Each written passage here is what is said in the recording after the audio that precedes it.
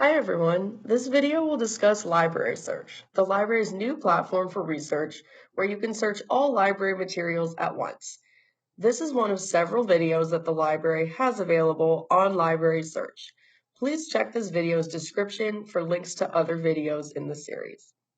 In this short video, I'm going to show you how to see what materials you have checked out or requested, how to see if you have any fines or messages on your account, and how to change the default language of the platform. I will also talk briefly about saved searches and search results. To get to Library Search from the library's homepage, select the Books and Articles tab, and then select Library Search. On the Library Search platform, in the upper right corner, you will see a person icon if you have not already signed in. The sign-in link in this menu will take you through the college's typical login. You should use the same username and password you use for Blackboard or your student email. Once you are logged in, you will see your initials in the upper right corner instead.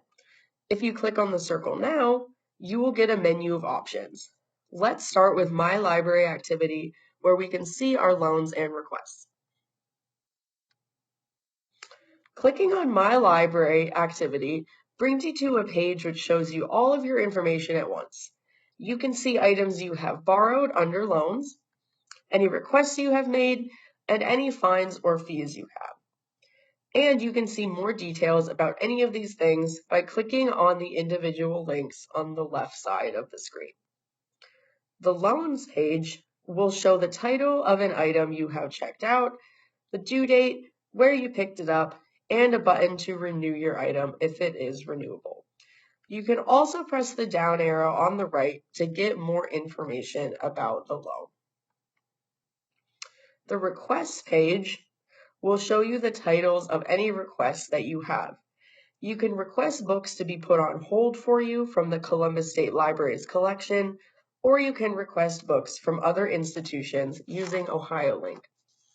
Please note, because I'm a librarian, I have purchase requests on my account, but students and faculty won't be able to see these. The Fines and Fees page shows you details about any money you may owe for lost items you borrowed. The Settings tab shows your account's expiration date, which will be the end of the semester if you are a student. You will also be able to see that your student email address is used for library-related communications. When you are logged into Library Search, you can also save your searches and search results. These are stored in Saved Records, Search History, and Saved Searches. You can see any of these options in the left-hand menu. Another setting to note is the language setting at the top of the page.